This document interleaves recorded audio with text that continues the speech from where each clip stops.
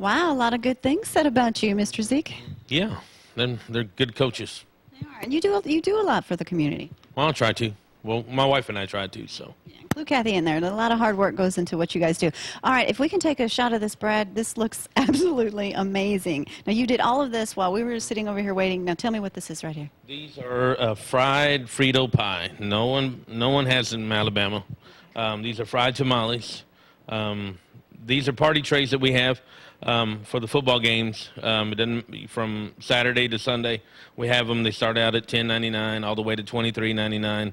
You can feed. You mean this one, this plate right here, $10.99? No, this right here is good for about 8 people, so $18.99. But you can pick and choose whatever you want. You know, from pepperoni wraps to wings. These are jalapeno poppers. So you can even get the fried tamales on these trays also. Let's talk about the buffet now. A lot of times you do cook such a variety of different foods. Sometimes you have it on the buffet, sometimes you do not. Yes, like today we'll have fried chicken tenders. We'll have cream gravy, mashed potatoes, pinto beans made from scratch, cornbread, Mexican cornbread. We're going to do a pineapple cobbler today. It'll be on the bar from 11 to 2. So, which is delicious. Yeah, it's awesome. Yeah. And you have the soft serve ice cream? Yes, we do. Yeah, you put it on top of it, and it's good. Maddie's favorite. Anyway. Pizzas. Any specials on pizzas? We have a whole lot of specials. I didn't even bring them. I should have brought them, but I mean we have a whole lot of specials from $6.99 one topping medium to a large 5 topping for $10 or $11.99. I'm sorry. If someone's watching from either Decatur, Athens, or surrounding area to Ardmore, they need to come visit you. They need to try it. How do they get there? Well, head north on 65. Get off on the Ardmore exit. Hang a right. We are 2 miles down past. No, we're 1 mile past the car wash. Easy enough to find, or call us, 603-4848. Jamie will give you great directions. All right, thank you so much for being with us on Thursdays, most Thursdays. Anyway, don't forget tonight is steak night, but right now we're going to go to a little bit of news with Jamie. We'll be right back. This is CNN with Jamie Cooper. Brought to you by the Coleman Dental Group. All right, let's do a little bit of news this morning. According to the News Courier, expect to see plenty of state troopers on Alabama roadways during the upcoming holiday weekend, which officially marks summer's end. Hey, you remember I told you earlier this week you saw that dogfighting, all those dogfighting defendants down in Montgomery have pleaded not guilty in Alabama. 12 defendants from Alabama, Georgia, Mississippi, and Texas appeared in court and are not guilty pleas. All are charged with conspiring to sponsor dogfight. Now, they were betting, it says here, people would bet $100, $150. That's what they were charged to attend. Some of the purses would be up to $20,000 to $40,000 in the dog fighting world down that way. Decatur Daily reports this morning limestone water officials dispute bankruptcy claim. Athens. Limestone County Water and Sewer Authorities officially dispute County Commission Chairman Stanley Menifee's claim yesterday that the authority could end up in bankruptcy if it takes on a new water deal. As I just told you earlier, too, here at Jiffy, gas prices sparked last night up to about 8 cents. They're supposed to remain somewhat stable. They're predicting 34 million Americans will journey 50 miles or more from home during the Labor Day weekend. Due to the popularity of Auburn and Alabama sportswear, they are opening a new place at Bridge Street. Demand for the University of Alabama Auburn University merchandise to Huntsville has motivated Alumni Hall to open a collegiate clothing novelty retail store at Bridge Street, and I think that opens today. Good article this morning's called in the Decatur Daily, When the Rivers Ran Wild, talking about Coach Rivers and his son Phillip, who is the starting quarterback, one of the highest paid guys in the NFL over at the San Diego Chargers. And today, there's supposed to be a protest of fast food workers, like in McDonald's and places like that. They are demanding $15 an hour, or they said they're going to walk off. That's twice what they make now. That would up their annual salary to about $34,000 a year. So they're saying, but like I was talking to somebody, these people I'm thinking can be replaced fairly easy. 9 million people use sleep pills to go to sleep at night. Can't get enough shut-eye. Nearly 9 million U.S. adults resort to prescription sleeping pills. Most are white, female, educated, or 50 years or older, according to the government study of its kind. And where did it go wrong? Michael Douglas and Zetta Jones, divorced, divorced, are in the process of getting one right now. And as football season kicks off tonight at 5 o'clock with South Carolina on ESPN, USA Today's got an article today fighting to keep fans. Attendance across most colleges has been down. And what the reason is because people in their stressless chairs, their big screen TVs, people just don't want to get out much. Their TV is just too good. And soon, right here, maybe tomorrow, we will be switching over to Cozy TV, where it's the best decision you'll make all day. Lone Ranger, Magnum PI, $6 Million Man, Charlie's Angel, Bionic Woman. All that kind of stuff you're going to be seeing here exclusively on ZTV 11. We hope to make that switch tomorrow.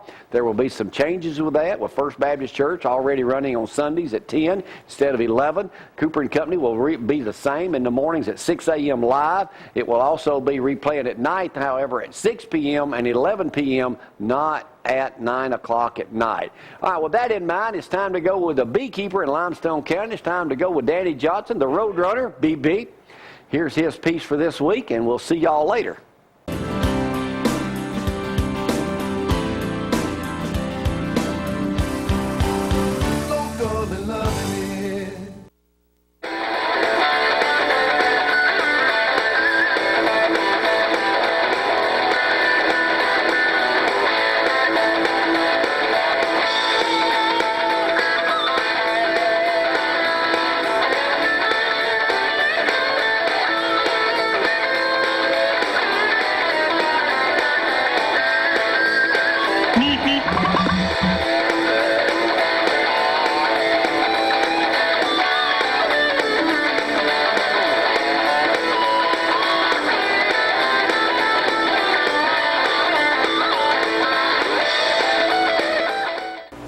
Okay, today the road runner, he's over here with his old buddy Lionel Evans. Been beekeeping how long, Lionel? I believe it's 39 years. You don't remember as well now, you know. No, you don't remember it. No. They kind of stack up on you. Yeah, it does. What we're going to do here is today we've got a honey of a deal for him, haven't we? Right. We Sweetie. done bypass the bees, which sometimes them bees don't give his honey up too easy. Right. And we got them in here in your shop here, and you're going to kind of tell me about the process of extracting the honey out of the, what do you call these things here? That's a frame that holds The frame, okay. frame that holds the wax. Okay, so I'm going to get back and talk to you a little bit, and you kind of just walk me through what you're going to be doing. Okay. This first frame is one that came out on the side of the super, and that's normally the last one that they fix. See here where it's capped off? Here part of it is, Yeah. and part of it is not. Well, this outside of the outside frame is the last place they're going to do. So it's just started. So what you can do, you can take it, and nectar is about 40% water, sometimes more, a little less. Shake it, and if none of it comes out, when you shake that with that open cell, then it's okay to go ahead and uncap it, what part's capped, and then we can extract it. All right, now we're going to uncap this. This is just an old knife, serrated, and it works good like a saw. You can just cut that off. This looks real easy, but you can ask Danny how hot it is in here. It's 88 degrees. So the reason you have to keep it warm in here, you don't want to get half the honey out of the frame, you want to get all of it. So if it was cold, it would take a lot longer for it to extract.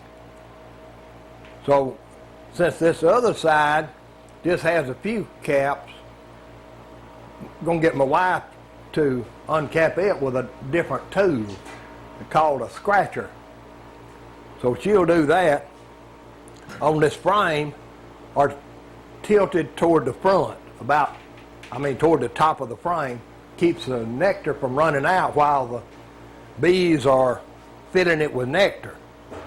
Then every once in a while, you'll end up with some drones in between the frames. So what you got to do, you got to turn that over on the other side of the sink, and you got to cut all of this off because you can't afford to get that into your honey. So you just go down through there and cut over into the honey, drop this out on the other side of the tank, Make sure you get everything out of it. So we're going to do the same thing on 9 frames that we got in there. This extractor that we have is a 9-frame extractor. Put all these frames in there. Let it spin about 4 or 5 minutes, and all the honey will be right out. This sail is elevated in this direction, and it slings it out there, and it comes off this way. All these honeys have different textures. They've got different colors. They've got different taste. Every plant that produces nectar has its individual taste and color. See some different colors in here. Some of this, I'm sure, is off of canola. Some of it may be off of a little bit of poplar trees. We didn't get much off of poplar this year, but it's a dark honey. And then, I don't know what color it is that comes off of blackberry, but all of this is honey that was produced this spring up until this week. So it's all a mixture. That's the way it's the best, to my opinion. You don't get any one individual flavor. Centrifugal force is going to sling it out of the frame. The tilted comb makes it come out this way and that way out of each side of the honeycomb. And as I turn on start it like sort of like an automatic transmission or letting the clutch make contact, it gets up pretty good speed. It'll be turning about somewhere in the neighborhood of 325, 340 RPM. This honey being good and warm will sling it right out onto the wall of the extractor. We're going to open it here and let this start draining out. You have to do it rather slowly.